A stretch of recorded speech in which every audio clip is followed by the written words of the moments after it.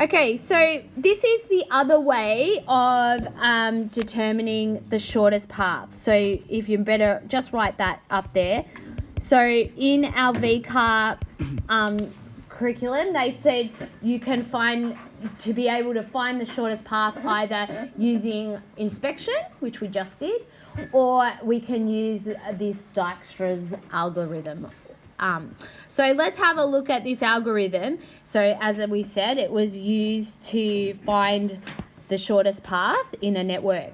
So you start at any vertex, start at the source vertex. So if you want to, so you might want to put this, they often call the starting vertex the source, and you'll see that we do later on, we do other problems, and they call the entry thing the source, like where it's coming in. So you're going to start at it and you put a 0, and then what we do is we check out each of the neighbouring vertex. So that means, and we check the distance, and then we change we write the number that's the shortest. So we'll see it in a minute.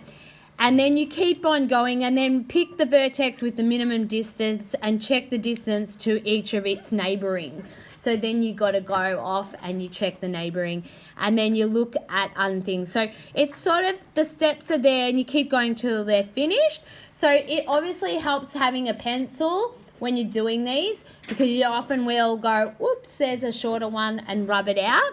So do that. But the only thing is, I was just saying, in an exam, pencil can get, when they scan it, it can get rubbed off and, shades off. So maybe in the exam, you can still use your pencil or your erasable pens, but you need to probably go over it when you're checking with your permanent pen, just to be on the safe. That's in the exams. With your sacks and that's fine. I can, they're not going to get dusted up enough to not see. All right, so let's have a look here. So we're going to go through an example. Now, it said, you can see here, it said find the shortest path from A to F. So A to F, so you can see here's the start. So as I said, if you want to just write here that this is the start, or in brackets the source, they called it the source before, okay? And later on, obviously this is the end. Okay, so that's where we're heading to. We want to find the shortest path to get from there to there. Okay, so what it said, we start with our first vertex. So I've just reprinted them all out for you, like step by step, so we can practice. So it says A is the starting vertex. So we draw a circle, and obviously you've got 0 to A because you started A. So then what they're saying is you look over at B, and we could go to B. We can either go straight from A to B, which would be 2, or if you think about it, you could go from C down to C and then up to B. But that would be 8, wouldn't it, if I did that way? So I'm going to say 2 is my best option there. Okay, so then you can have a look at, say, so we're going to keep that. We've got 0. And we're up to 2 there. Okay, if you think, now if I look at C, let's look at C. What's the quickest way to get to C from A? If it's good, it's 4, because I could go directly, which would be 6, or I could go like this to 2. So 4 is the quickest way to get to C, so we're going to write 4 in there. Okay? So then we can start looking at others. So let's have a look at the ones coming out of B. So I've got D and I've got E. So if I went to E, I'm just going to go along that 2. Would it be 4? Yeah?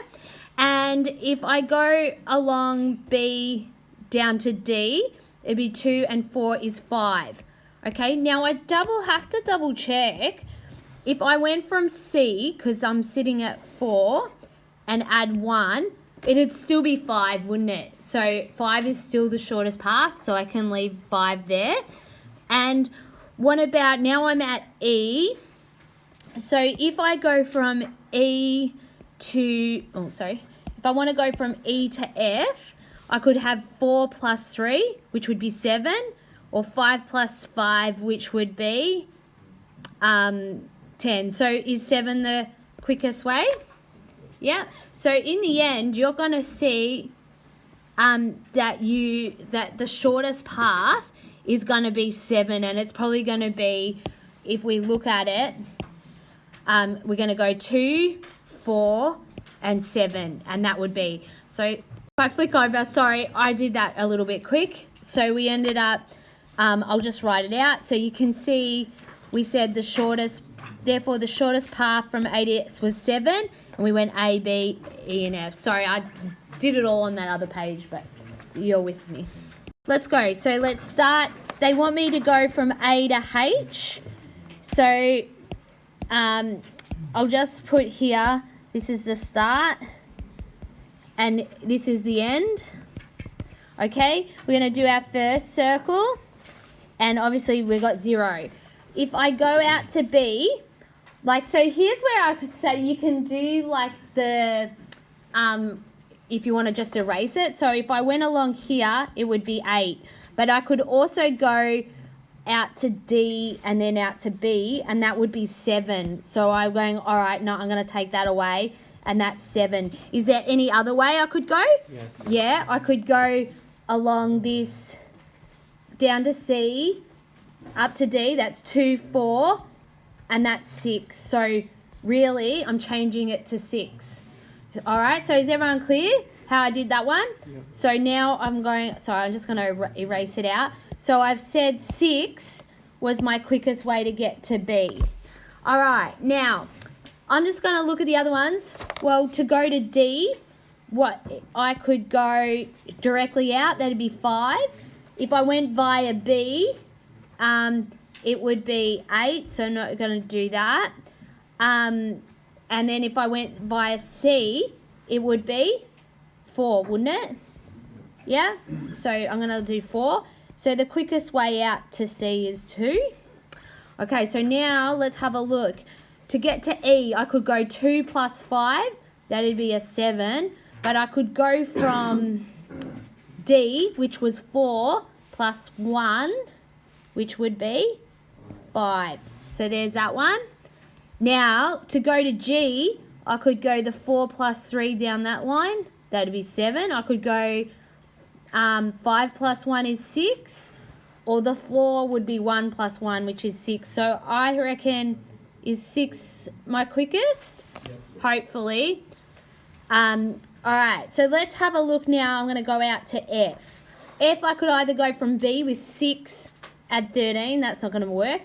That's going to be, what's that, 19. But I could go from D and plus the 6, which would be 10. Because I got a 4. I can get to D in 4. So 4 plus 6 is 10. Or is there another way? Oh, yeah. So G and F. Sorry, G to F. Is that what you're saying? You could do D to E to G to F. Yeah. So to be 8. Yep. Good. You don't need to look where you came from for G. You just go, all right, G plus that 2 is 8. Why does it have to be DG? All right, so then the last one, boys, we can have 6 and 6 would be 12. I could have 8 plus 3, which is 11. So do we think 11 is the best one? Yes? All right, so now you know the shortest path. So you got to 11. Now you want to go back and get to those numbers. So see, if you go 11 minus 3, you want to get 8. Yeah. So we get to the 8. And which way we went? We went from here to here, didn't we? And then we want 6. We want to get back to 4, which meant I had to go 1, 1. Did I? Yeah. And then I got to D by 4, so there and there. So our shortest path was from A to C to D to E to G to F to H, and it was, how far was it? 11. Whatever this was, 11 units. I'm just going to write units because I don't know what they measured it in.